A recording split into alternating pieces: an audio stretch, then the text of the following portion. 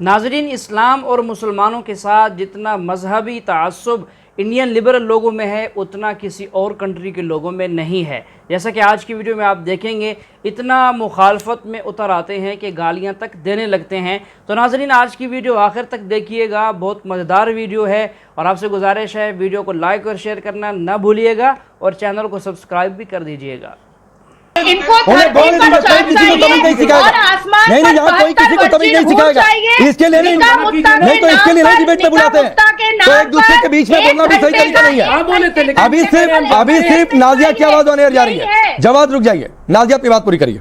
देखिए, इनको धरती पर 4 चाहिए सेक्स टॉय, आसमान पर चाहिए 72 वर्जिन हूर का मजा, और उसके बाद निकाह मुत्ता के नाम पर 1 घंटा, 1 दिन, 1 महीने का भी इन लोगों को सेक्सुअल डिजायर निकालने के लिए इन लोगों को निकाह मुत्ता चाहिए।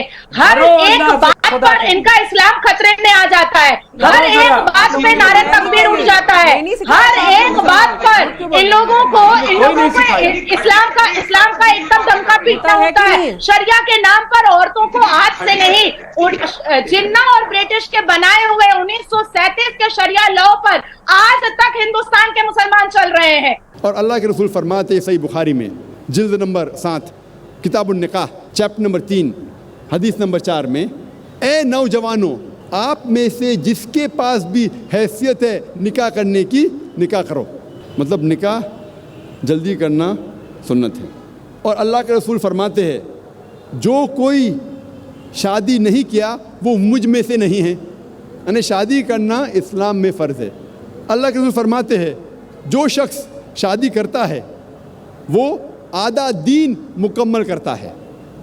सवाल जवाब के नशिस्त में एक भाई ने मुझसे पूछा था, जाकिर भाई उसका ये मतलब है कि अगर मैं 2 शादी करूं तो पूरा दीन मुकम्मल हो जाएगा मेरा? अल्लाह के रसूल क्या कहना चाहते थे जब उन्होंने कहा कि शादी आधा दीन आपका मुकम्मल करती है? हमें पता है कि शादी करने से कई बीमारियां दूर होती है। आज के माशरे की बीमारी, मिसाल के तौर पे ज़िना, फॉर्निकेशन, फहाशी, प्रोमिस्किटी, होमोसेक्सुअलिटी, शादी करने से ये आदि बीमारी माशरे की दूर हो जाती है।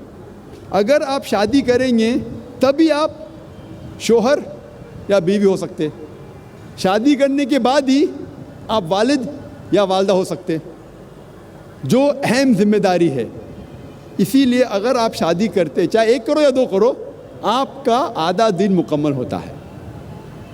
अल्लाह सुब्हान तआला फरमाते हैं, कहते हैं कि निकाह एक मिसाक है, एक सीक्रेट कॉवेनेंट है, एक पाक अहदनामा है। और अल्लाह फरमाते हैं सूरह रूम में सूरा नंबर 30 आयत नंबर 21 में,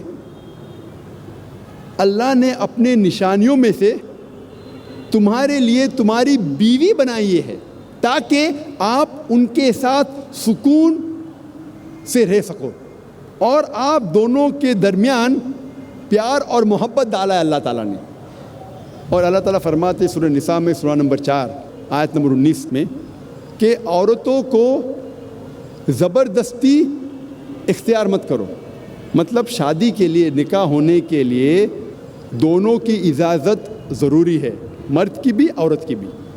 दूल्हा और दुल्हन दोनों की इजाज़त ज़रूरी है निकाह होने के लिए।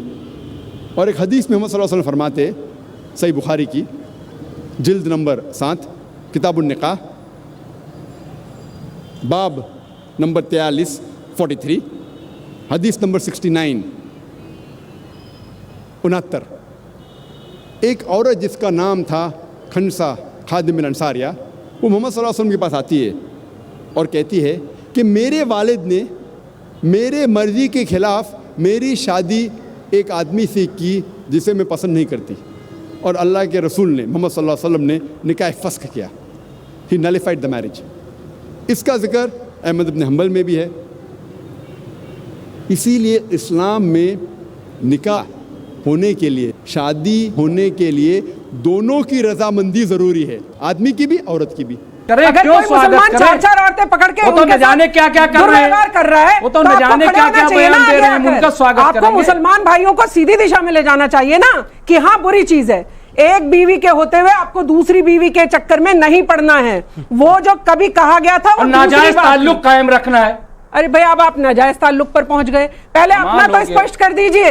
अरे भाई आप तलाक कर लीजिए, हलाला कर लीजिए, ये किसने सिखाया? आप ही लोगों ने तो सिखाया है। कोई नहीं कर रहा है। मैं उसके पक्ष में नहीं हूं, लेकिन मैं ये भी नहीं कहूंगा। आप सीधा एक मैसेज दीजिए कि नहीं, 4 शादियां करना नाजायज है, 4 शादियां आप नहीं कर सकते। ये एक बार स्पष्ट बोल के दिखाइए। नाजायज कैसे कह देंगे? स्पष्ट बोल के दिखाइए। नाजायज कैसे कह देंगे आप? भाई कुरान में जब है तो नाजायज कैसे कह देंगे? मैं इस पर कुरान में कंडीशनल शादी की इजाजत है। कंडीशनल वो क्या कंडीशन वही कह रहे हैं ना, उसको समझिए ना। रिजवी भाई एक चीज और समझा दीजिए, 4 शादियां इस्लाम का भी हिस्सा नहीं है। ये कहा गया है कि 4 शादियां कर सकते हैं पुरुषों के लिए, बिल्कुल ठीक है। महिला, अरे सुनिए ना भाई, रुका, सवाल सुना करिए। महिलाओं के लिए भी कुछ कहा गया है कि वो 4 शादियां कर सकती हैं कि नहीं एक साथ?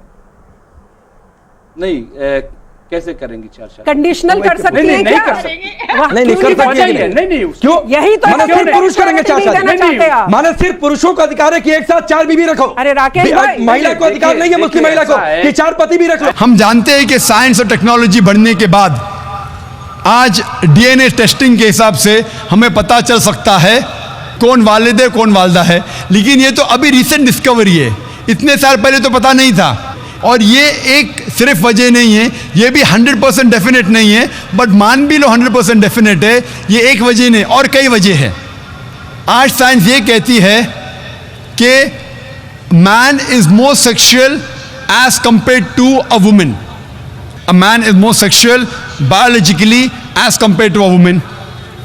तीसरी वजह है कि एक आदमी मल्टीपल शोहर की जिम्मेदारी संभाल सकता है, एक से ज्यादा शोहर की जिम्मेदारी संभाल सकता है, लेकिन औरत एक से ज्यादा बीवी की जिम्मेदारी संभाल नहीं सकती, क्योंकि एक औरत में मेंस्ट्रुअल साइकिल होता है।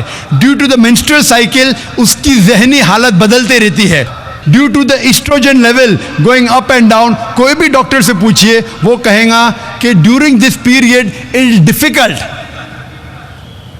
जी हाँ नाजरीन, ये आप सुन रहे हैं डॉक्टर साहब उस आदमी के सवाल का जवाब दे रहे हैं जो आपने देखा पहले मेज़बान बना हुआ था और वो मजहबी स्कॉलर से सवाल कर रहा था कि मर्दों को इजाज़त देता है इस्लाम तो ख़वातीन को क्यों नहीं देता। तो एक वजह डॉक्टर साहब ने ये बता दी। मज़ीद भी आगे डॉक्टर साहब हवालाजात के साथ बताएंगे। आपसे गुजारिश है आखिर तक हमारे साथ रहिएगा। For her to maintain a balance, और मान लो कि जो वजह मैंने कहा कि आदमी एक से ज़्यादा बीवी कर सकता है, अगर औरत पे लागू होता है, औरत अगर बांझ है, बच्चा पैदा नहीं कर सकती, फिर भी शोहर उसकी देखभाल कर सकता है और एक बीवी कर सकता है। लेकिन साइंस ये कहती है कि अगर मालूम पड़ता है कि औरत बांझ है या आदमी बच्चा पैदा करने में हिस्सा नहीं ले सकता है, फिर भी चांसेस है कि ये सिचुएशन चेंज हो सकती है। अगर बीवी को पता लगता है कि आदमी में कुछ बीमारी है जिसके वजह से वो बच्चा पैदा नहीं कर सकता, बच्चा पैदा करने में हिस्सा नहीं ले सकता है, लेकिन ये 100% डेफिनेट नहीं, अगर वो और एक शोहर से शादी करती है, चांसेस है कि दिस पोजीशन कैन रिवर्स, और कब रिवर्स होगा ये कोई नहीं कह सकता। फिर जब बच्चा पैदा होगा हमें पता नहीं लगेगा कौन उसका बाप है, पहला शोहर या दूसरा शोहर।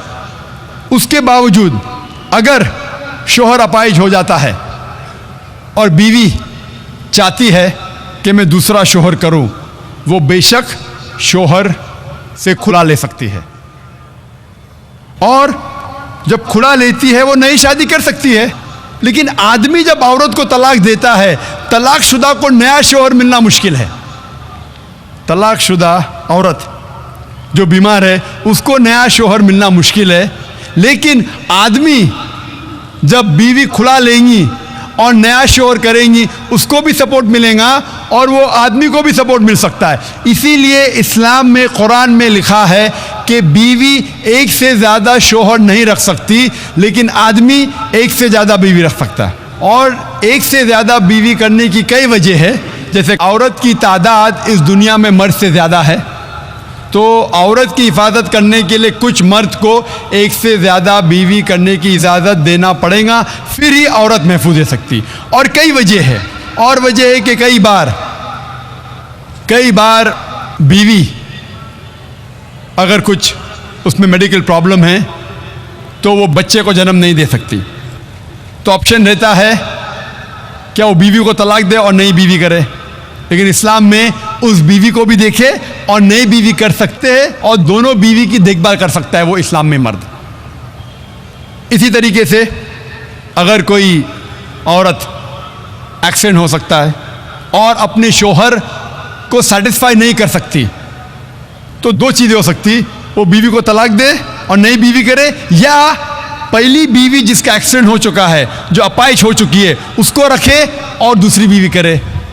अगर मेरी बहन अपाहिज हो जाती है तो मैं पसंद करूंगा कि उसका शौहर उसे रखे और दूसरी शादी करे बनिस्बत उसको तलाक दे।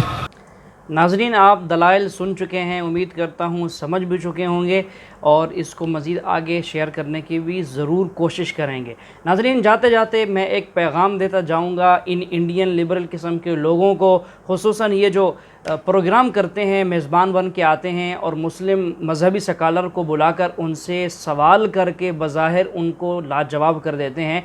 इनको मैं एक पैगाम ये देना चाहता हूँ कि आप लोग ऐसे मजहबी स्कॉलर के बजाय जो ना आलिम दीन हैं, ना किसी मदरसे से पढ़े हुए हैं, ना वो प्रॉपर किसी मदरसे से उन्होंने कोर्स किया है, आप इनको बुलाने के बजाय अपने इन टॉक शोज़ के अंदर किसी उलमा को बुलाएं। आलिम दीन जब आपके सामने आएगा, आपके इन सवालात के जवाब देगा, फिर आपको पता चलेगा मजहबी स्कॉलर इस्लाम वाले जो हैं वो भी माशाल्लाह अहले इल्म हैं और वो आपको लाजवाब कर सकते हैं। तो उम्मीद करता हूँ आप मेरी इस बात पर अमल करेंगे।